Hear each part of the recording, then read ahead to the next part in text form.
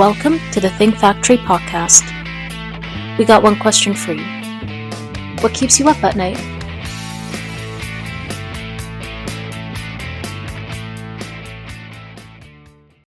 Welcome to the Think Factory's Workplace podcast, powered by OGC Solutions, the podcast where we explore the ever-evolving landscape of workplace dynamics. My name is Alka Bahal. I am a partner with Outside General Counsel Solutions and the chair of our Corporate Immigration Services Group. I'll be your host today. I'm very pleased to have here with me Timothy Moore, Vice President and Head of Legal and Compliance at Corium. Welcome to the podcast, Tim. Thank you for having me, Alka. It's a pleasure to be here this morning. Absolutely. My pleasure. Can you share a little bit about what you do and tell us about Corium? Happy to do so. Just want to make sure that everybody knows that the views and comments I share during this podcast are my views alone and not the views of my company or anyone associated with it.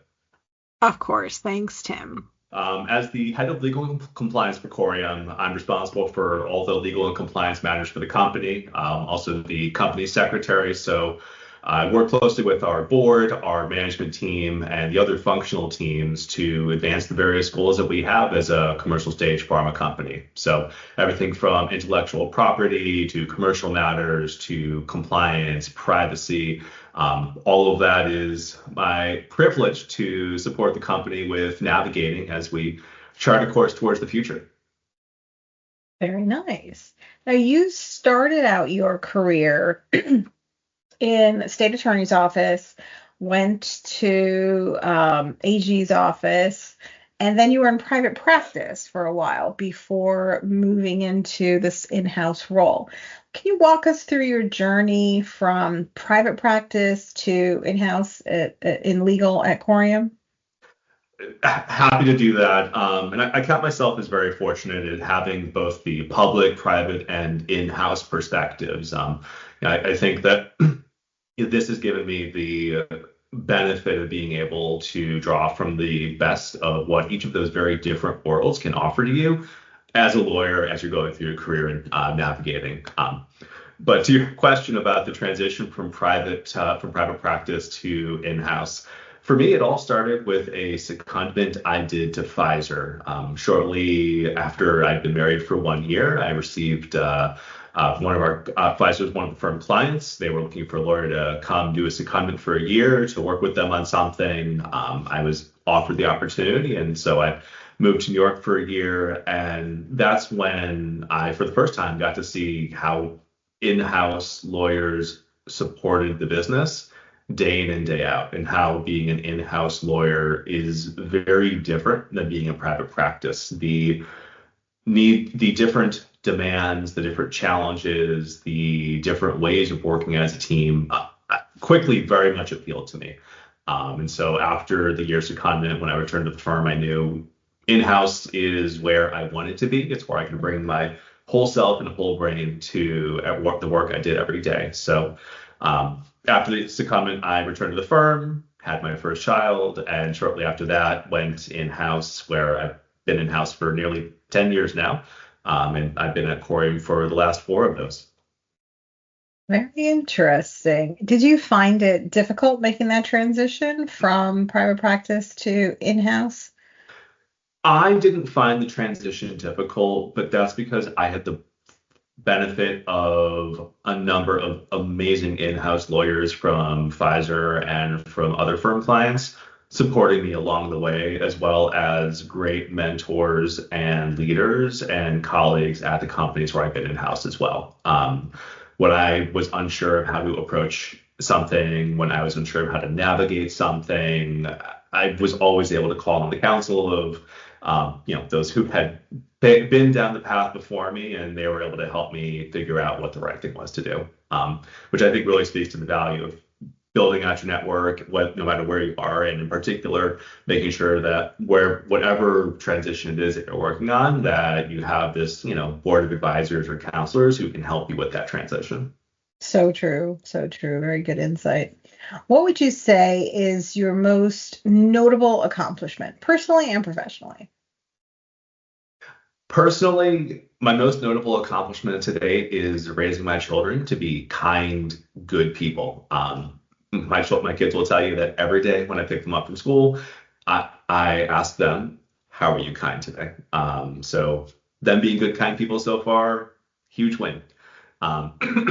Professionally, thinking about things that I can share publicly, because I mean, Alka, as you know, there are a lot of accomplishments that we lawyers have. They stay where they happened.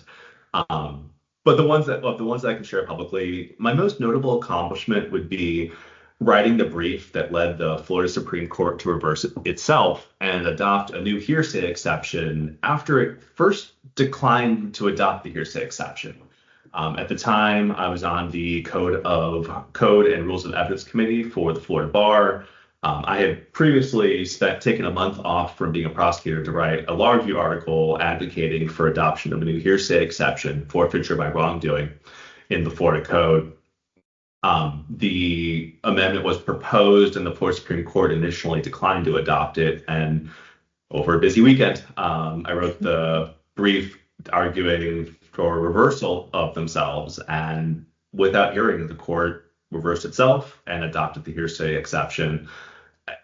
Look, getting any court to reverse itself is an accomplishment in its own right, but why I feel this is my most notable and one of the ones of which I'm most proud is because its enduring legacy has made it safer for crime victims to participate in cases and has made the victims better able to make sure that those who have hurt them in criminal cases see justice. So knowing that this work has had a positive impact on the world means a lot to me. And that's why I'd say it's notable.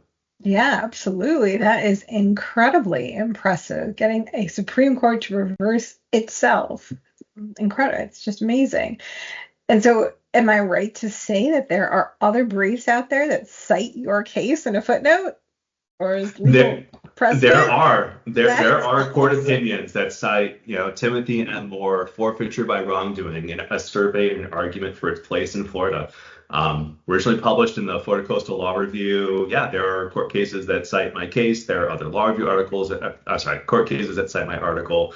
There are law review articles that cite my article. I have a copy of it on my bookshelf. I try explaining to my elementary school age kids what that means, but for now they just see, oh, Daddy has a book. Yes, that's right. Yeah, not a lot of traction there. Just yet. It'll come. That's really impressive. Really very. What an enduring legacy you've left for yourself. That'll be around for a long time to come. I think doing good in the world, making the world a better place. I've talked with my kids a lot about it, and having had the opportunity to do something like that myself is truly a privilege. Yeah, it's lovely. So turning a little bit more to your journey as a leader, what would you say are some significant leadership lessons that you have learned during your career? Top of mind is learning that leadership is a journey, not a destination. At one time I thought that leadership or being a leader was a thing where you could just become it. Like, we became lawyers and we got law degrees and passed the bar.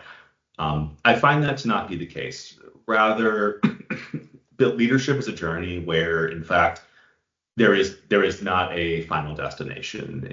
Your leadership and the needs for leadership will always change, whether that's because the needs of a company change, the environment changes, you change, others change. It's always going to need to adapt. This is why, in thinking about leadership, I feel that growth mindset is really a superpower for leaders and is the foundation for exceptional leadership, whether it's leadership of yourself or leadership of others. When I think about the really great leaders with whom I've had the opportunity and privilege to work, they all embrace growth mindset. That's really insightful and really very true. When we're younger in our careers, we think, oh, we want to be a leader as a goal. And once you get into that position, you realize there's really no end point. There's something is always evolving and changing and growing. And we still seek to make ourselves better in that role as we did, as the the doers, not just the leaders, right?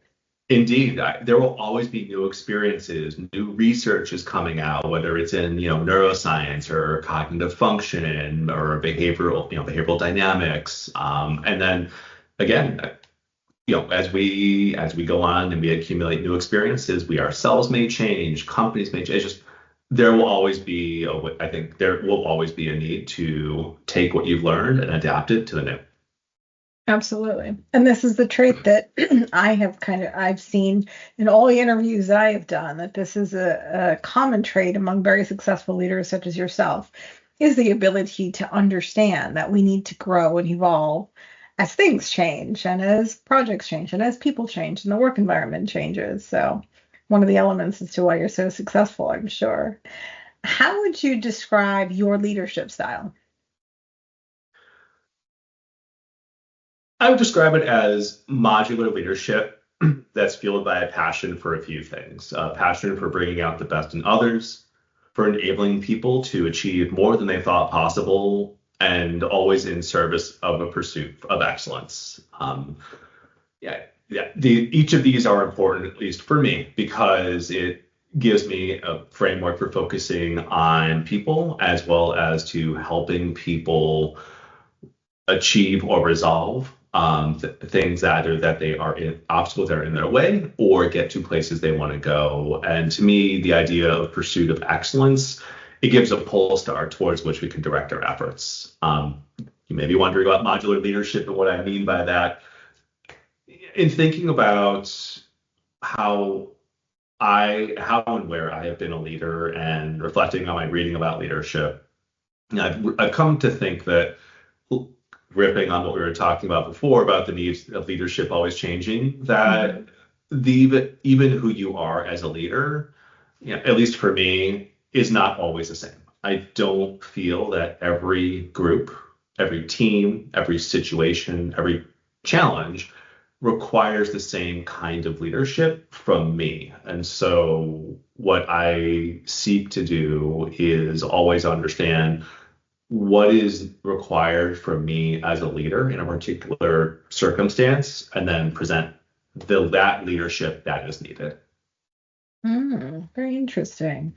And how would you describe leadership styles as influencing workplace dynamics? And any advice on how leaders can adapt their approach to those different teams or situations? So really kind of how do you implement this modular leadership? So let me take the last question first. So in terms of implementing leadership, and if you were interested in implementing the modular leadership style, you can do so by genuinely understanding three things, but it is always rooted in a genuine understanding.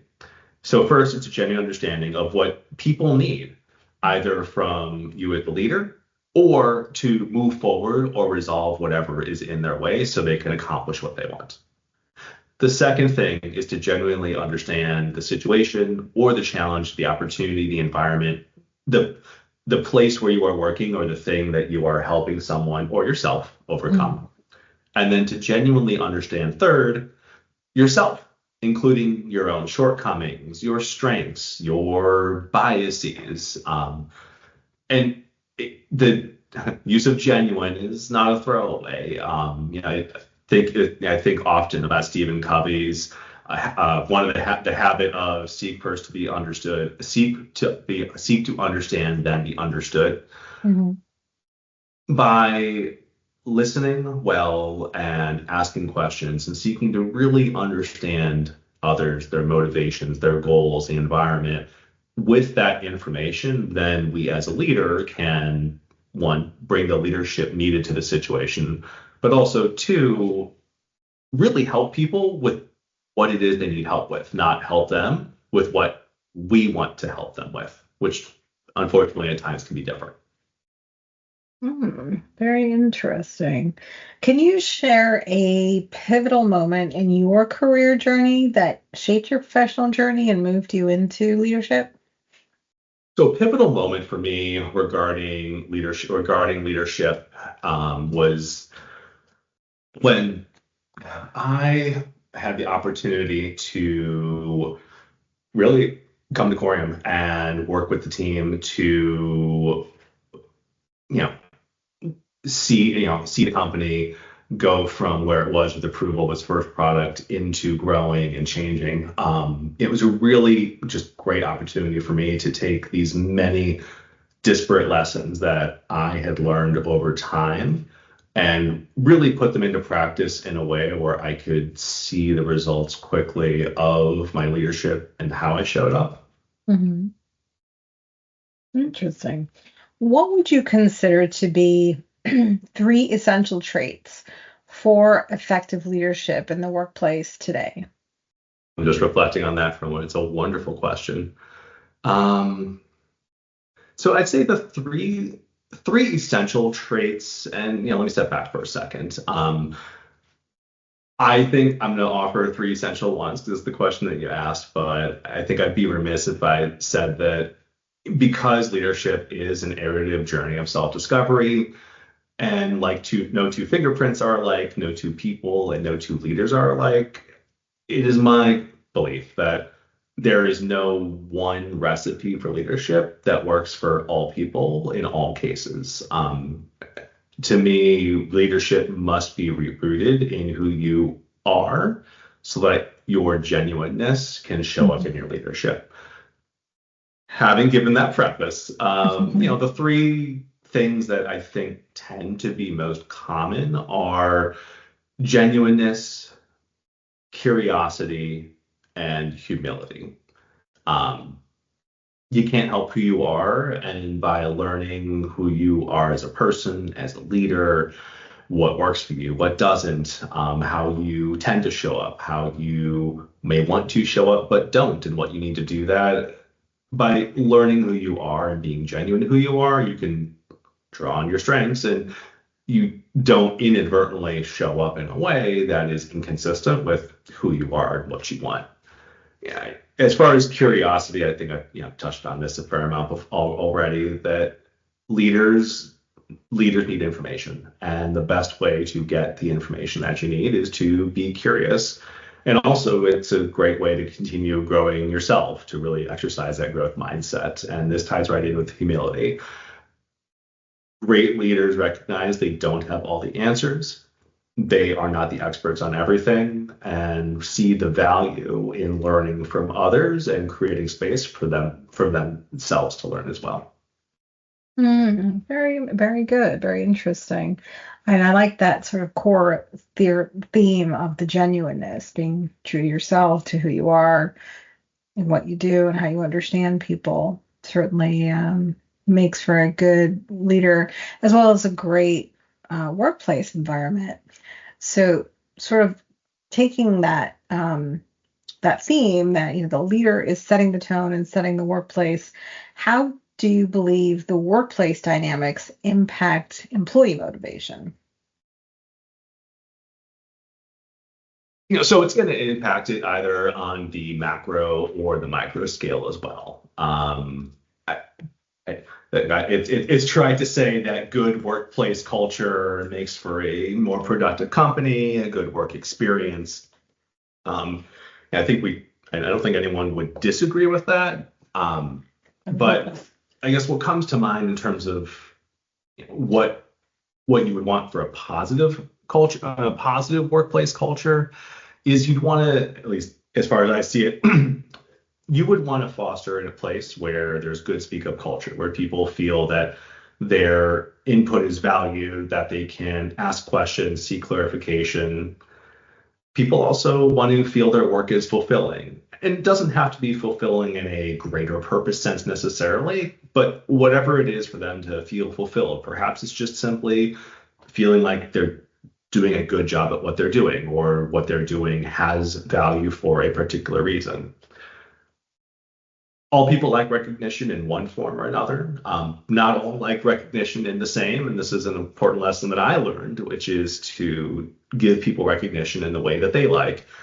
Some people do not want to have recognition in front of others. They don't want to get an award in front of people or have their name called out. It's much more meaningful for them for you to call them up and say, hey, I know you worked on this. It was fantastic. Really appreciate it. Here's the impact it made. Please keep up the good work.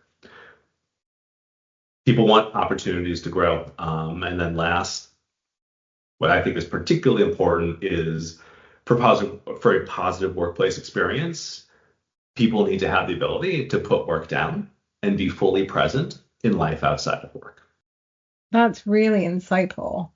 And it really does require that you, as the leader, get to know your people so that you can affirm them in the way that has the most meaning to them. I love that. I completely agree. I mean, coming back before seek to understand. This is about getting to know your people. What makes them tick? What motivates them? What's the best way to help them, to encourage them? So, in your sort of management style, certainly you're never going to have a conflict-free zone, right? Conflict is a part of human nature. How will you handle conflicts in the team while still trying to maintain that positive culture? Yeah. So a great lesson I got from a GC with whom I worked many years ago, and I still carry to this day, is presume good intentions. Starting from that standpoint, you, instead of thinking someone is working against you or trying to be negative or undermine or whatever negative characterization you could bring to mind, if you start from a place of presuming good intentions, then you can, instead of focusing on how someone might make you feel, you can focus on the issue in front of you, because while you may disagree, while there may be conflict, at least you're still working towards the same goal. In addition to presuming good intentions, fostering trust amongst team members, separating people from ideas, and reminding people of your shared purpose are ways to navigate conflict amongst team members. I find the separating people from ideas particularly helpful when there's a very contentious disagreement between either teams or individuals within teams. There are many places where reasonable minds can differ as to how to assess something or what the best solution is. And even if people believe very strongly in their position, the fact that they believe strongly in their position or disagree with someone else, it doesn't make them a bad person. It means they have a different point of view. Hence, the need to separate the people from the idea. I like the way you explained that. That's really smart. What would you say are 3 critical skills for success in the workplace today? I feel like I'm going to sound like a broken record. Growth mindset. Growth mindset is enormous. I have seen it in myself, in others. Unfortunately, I cannot remember the article I read many years ago, but it really illustrated well the difference between growth mindset and a static mindset. If you believe that you can't change, then when an obstacle comes your way, you're stuck. But if you have a growth mindset and believe that you can grow, you can improve, might be tough, might require effort, but the fact that you can continue to grow and change means that there is no obstacle that is truly insurmountable. It's just a matter of how do you approach the obstacle in a different way. In addition to growth mindset, resilience and curiosity. There will always be challenges, but having the resilience, having the fortitude to not let an obstacle stop your progress, but rather to continue to engage and find a way to grow around it. I don't think there's another way to get to be in a world where there will always be something or another. And then curiosity, tying back into growth mindset, seeking to understand more, seeking to learn more, seeking to learn more about others. You might feel a bit like a broken record, but that's a takeaway that's really worth, I think, people understanding.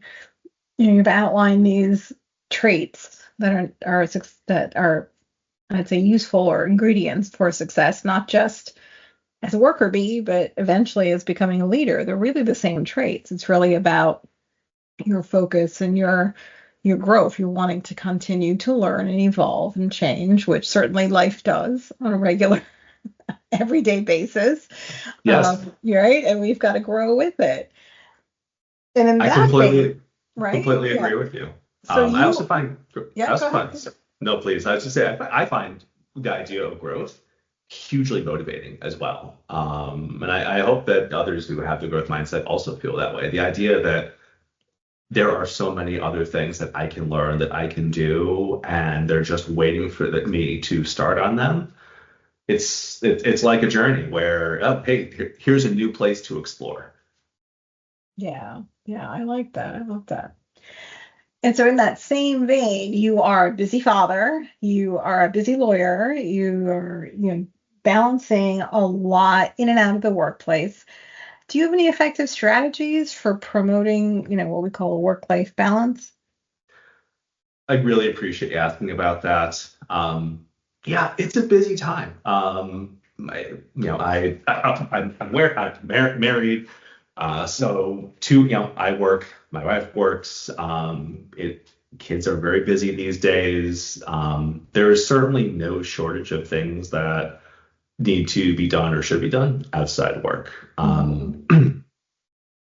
Might might feel this is a little controversial, but I have come around to agree with Gary Keller and Jay Papasan in their description of why work-life balance, that term, is actually a myth. I highly recommend The One Thing to you or to anyone who's listening who hasn't read it. The One Thing is a book by Gary Keller and Jay Papasan, who hugely influential on my life. I still apply lessons daily to this day. In the book, they go through, I think very persuasively, why, one, probably not possible to actually balance work and balance life, which would mean giving them equal proportion, but also why, in doing so, from their perspective, you end up shortchanging both. I like the way that they describe it of counterbalance. So it's about leaning into work, leaning into life in ways where they may not be in balance, but they counterbalance against each other, maximizing when you're in work mode or in life mode, you're fully present there and giving your all to that. So that's how I think about work-life counterbalance, if you will. As a leader, which I'm happy to get the question you'd ask, like as a leader, how would you promote work-life balance or counterbalance? To me, it comes down to three things. As a leader, you have to model what it looks like. Actions speak louder than words, especially on something like this. If you're a leader who says, "Hey, it's 5 o'clock. It's Saturday. Don't worry about it," but then you're reaching out to your people, you're asking them for things, it can look inconsistent. And people may feel the leader is saying, it's okay not to be working right now, but really, I need to work. So in addition to modeling what good work-life balance or counterbalance looks like, leaders need to set an explicit expectation that when people are outside work, they're outside work. You are not expecting them to be on demand at any given moment. And then related to that, you have to deliberately not encroach on people's time. So for instance, I very much like the Outlook delay delivery feature.